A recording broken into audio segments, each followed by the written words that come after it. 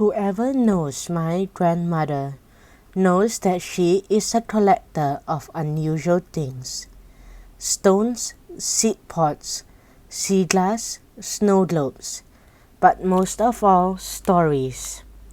When she visits us every summer, she rummages through her collection of stories and tells me a different one each night.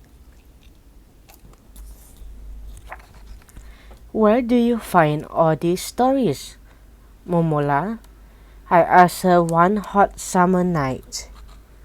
Momo-la thinks for a moment, and then she smiles. Stories are everywhere, she says, but there are a few places where stories especially light. How about I show you some tomorrow? Early the next morning, Momo-la is ready for her bright red lipstick and bright red boots. Make sure you wear comfortable shoes, she says. We will be doing a lot of walking today.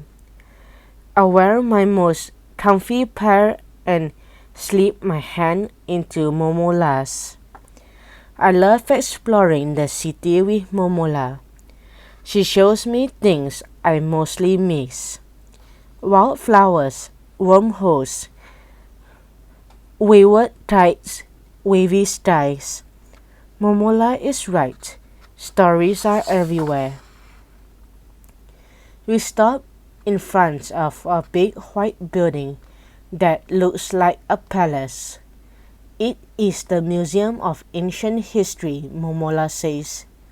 These are just a bunch of boring old things, Momo-la, I whisper.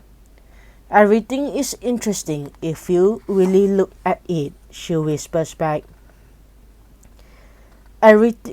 Behind the display cases, I see an old sculpture that has cracks all over it.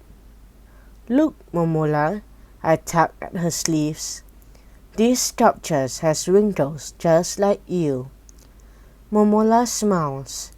These wrinkles are maps of the paths I have taken in my life, she says.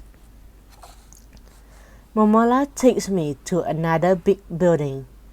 This is the Museum of Art, she tells me. What is everybody doing, Momo-la? I ask. They are all searching for stories, she answers. Just like you and me. I spot something in the painting at the far end of the gallery. You have to see this, Momo-la. I put her by the arm. The design on this jacket looks like the one on your chuba. Momo-la smiles. I was given this chuba as a wedding gift. Memories are hidden in its fold. Where next? I asked Momo-la as we come out of the Museum of Art. How about a museum where not everything is old, she suggests. Inside the Space Museum there are shuttles and rockets, spacesuits and uniforms, photographs and films. I peer through the big eye of a big telescope at a cluster of stars. Would you believe it, Momo-la? I bounce up and down. This constellation looks like your necklace. Momo-la nods. This necklace unlocks a big secret, she breathes into my ear. And we are all made of star stuff. The more museums we visit, the more things I find that reminds me of Momo-la. In a maritime museum, I find a sea stone that looks exactly like the one on Momo-la's ring. When I fled Tibet in a small fishing boat, she says, I picked this up from the shore to remind me of home. In the Museum of Natural History, I see the skull of a dinosaur with a name I cannot pronounce, just like Momo-la's. My name is a poem, Momo-la says. a poem about my wise ancestors and the land they left behind. And in the Crafts Museum, I find a silver teacup that looks like the one in Momo-la's trunk. That cup belonged to my Momo-la, she tells me. She brewed tea in it, and sometimes stories too, she adds with a wink.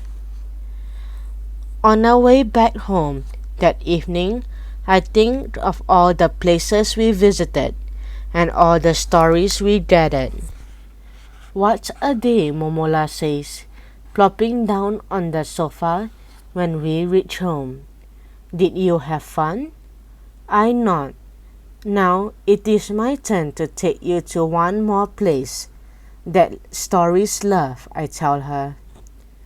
Momo-la looks surprised. But where? To a museum that I know best and love the most, I reply as I lead Momo-la to my room. To a museum that is right here in this room, a museum that will always feel like home.